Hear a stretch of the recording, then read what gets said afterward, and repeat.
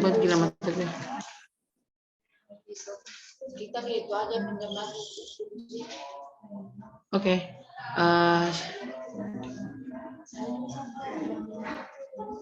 Oke. Shalom, saya Yunis Gracia. Di sini saya akan membahas mengenai hubungan manusia dan lingkungannya, yaitu biasa kita kenal dengan nama teologi lingkungan. Nah, pertama-tama kita harus mengerti terlebih dahulu apa yang dimaksudkan dengan teologi lingkungan tersebut.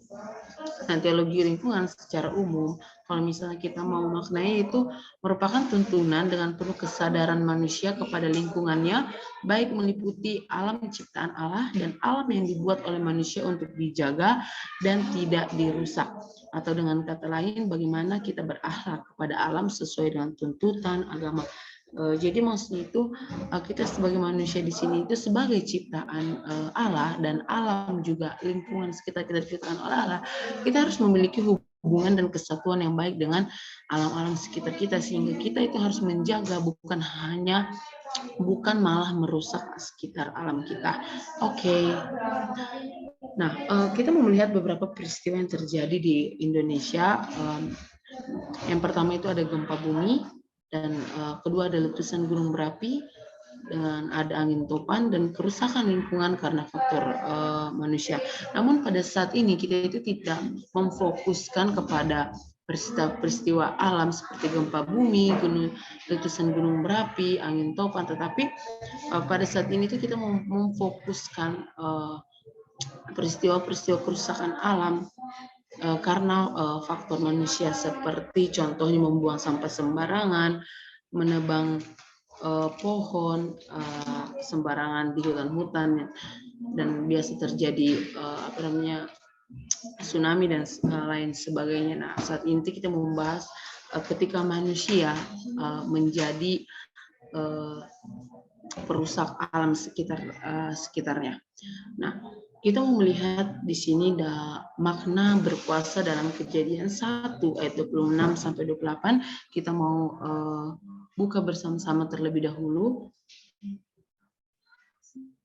Dalam Kejadian 1 ayat 26 sampai 28 berkata bahwa berfirmanlah Allah, baiklah kita menjadikan manusia menurut gambar dan rupa kita, supaya mereka berkuasa atas ikan-ikan di laut dan burung-burung di udara, dan atas ternak, dan atas seluruh bumi, dan atas segala binatang yang merayap di bumi.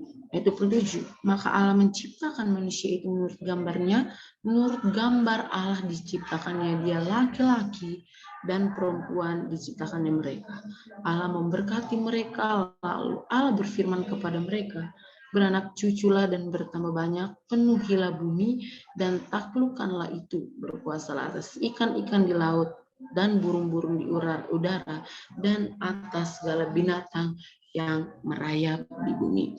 Nah, di sini kita melihat bahwa Allah menciptakan manusia berbeda ketika Ia menciptakan makhluk hidup lainnya. Kita sebagai manusia itu diciptakan spesial oleh Allah.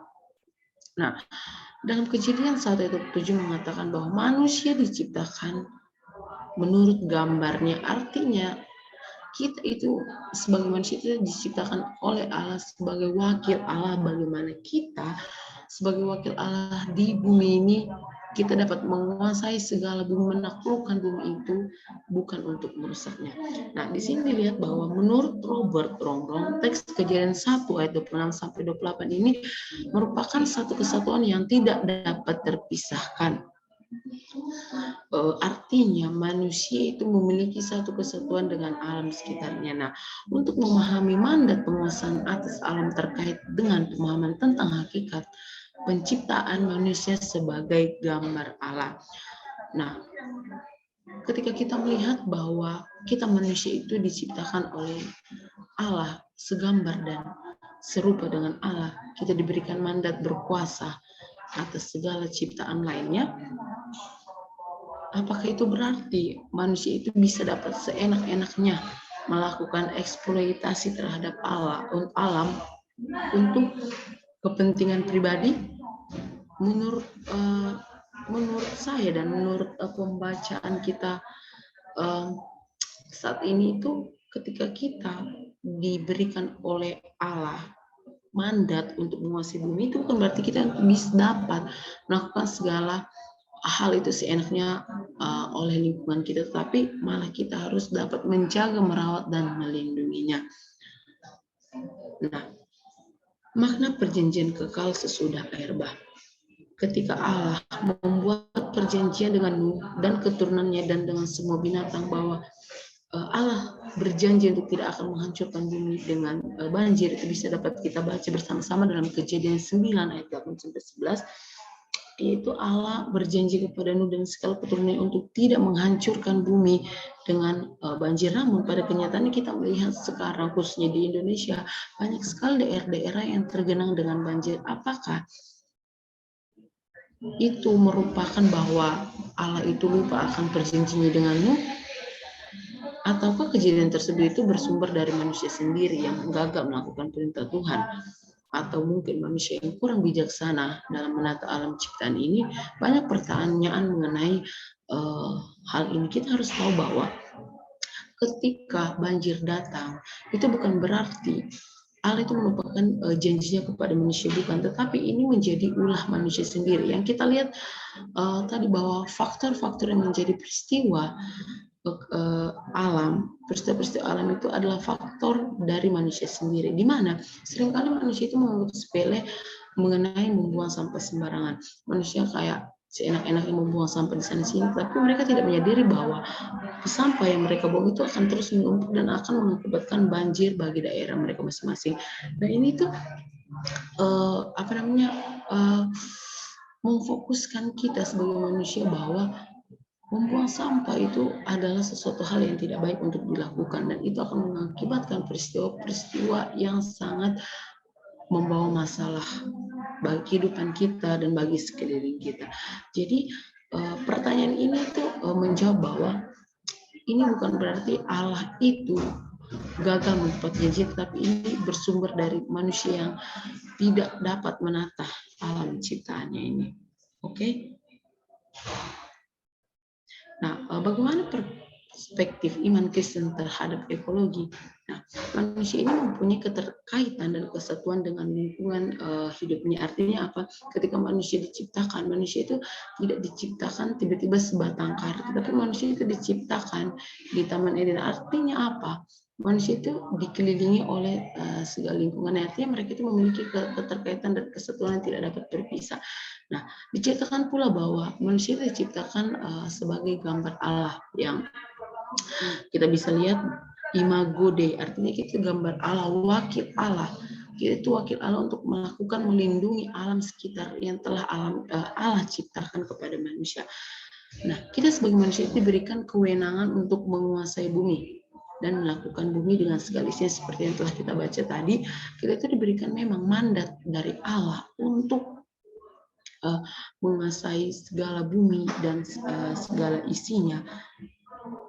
Nah, artinya apa? Kita sebagai manusia itu bukan seenak-enaknya untuk melakukan kesalahan-kesalahan di alam sekitar kita, contohnya seperti menebang pohon sembarangan, membuang sampah, dan lain sebagainya. Nah, kesatuan manusia dengan alam itu terlihat jelas dari unsur materi yang Allah gunakan untuk menciptakan manusia, yakni dari tanah.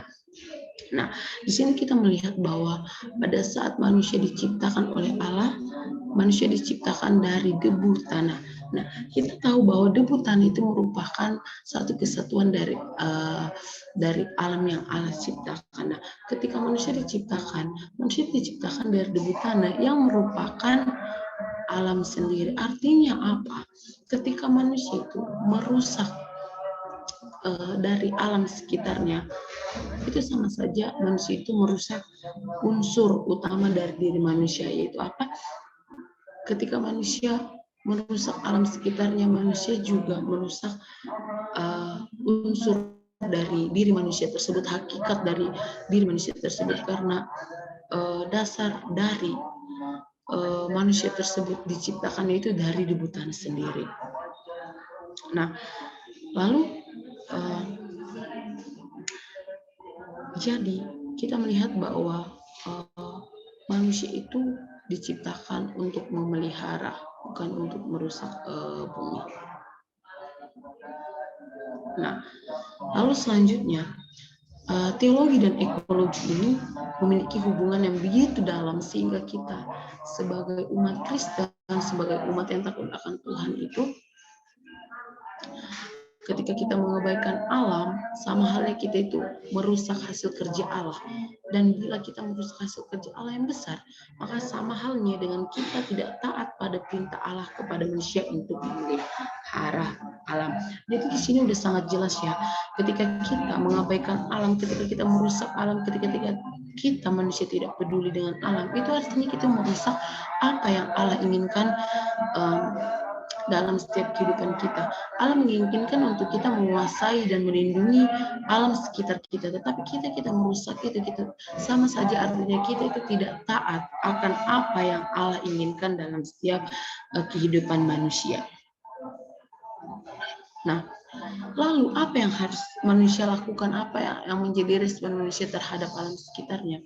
Pertama itu, manusia itu harus bersyukur untuk dunia yang telah Allah jadikan dan memuji Dia untuk hal itu. Manusia itu harus bersyukur atas segala apa yang Allah berikan kepada manusia. Lalu kedua, manusia itu harus bersukacita atas ciptaannya. Bersuka erat kaitannya dengan bersyukur, tapi itu adalah suatu langkah melampaui bersyukur. Artinya bersukacita adalah lebih dari bersyukur. Kita itu bersuka, kita itu bahagia, senang atas ciptaan-ciptaan yang telah Tuhan ciptakan bagi setiap manusia. Ketiga itu, manusia, khususnya kita sebagai orang Kristen itu harus menunjukkan suatu tanggung jawab terhadap alam. Artinya apa? Kita di sini harus menjaga, bukan menghancurkan, di mana kita harus lebih memiliki kepedulian yang lebih lagi untuk alam, memberikan pengindahan bagi alam dan lain sebagainya. Oke, lalu yang keempat, alam semesta itu harus digunakan oleh manusia dengan cara yang semestinya. Artinya kita tahu bahwa memotong pohon sembarangan itu yang tidak baik. Namun jika kita melihat bahwa kita tahu bahwa memang kayu itu sangat dibutuhkan oleh manusia, tetapi kita sebagai manusia harus bijaksana melakukan hal tersebut. Ketika kita melihat suatu hutan yang sudah gundul, kita tidak boleh seenaknya untuk memotong para pohon-pohon di hutan yang gundul tersebut, tapi kita harus melihat di hutan-hutan yang lainnya. Nah, lalu kelima, setelah kita merenungkan alam dan harganya, kita harus sekali lagi berpaling kepada Allah. Artinya kita harus berpengharapan lagi kepada Allah, bahwa Allah itu yang sebagai Allah itu, kita harus belajar dan mempercayai Allah sendiri, bagaimana Allah yang memelihara alam, sekalipun alam disalahgunakan karena dosa-dosa manusia. Dosa-dosa manusia. Nah, kali ini saya mau mengajar bagaimana kita mau sama-sama memelihara alam sekeliling kita. Seringkali manusia itu salah menyalahgunakan alam sekitarnya, meskipun itu dianggap sebagai suatu masalah yang sepele, tetapi ketika kita tarik kembali dalam perspektif Alkitab, dalam perspektif kita, ternyata itu adalah suatu masalah yang masalah yang sangat amat besar, sehingga kita harus mengubah pola pikir kita sebagai manusia. Kita itu telah diciptakan oleh Allah sebagai gambar dan serupa oleh Allah. Kita sebagai wakil Allah, kita sebagai representatif Allah, kita harus melakukan dan taat akan perintah Allah. Salah satunya itu merawat lingkungan. Oke, demikianlah yang bisa saya sampaikan pada saat ini. Terima kasih, Tuhan Yesus memberkati.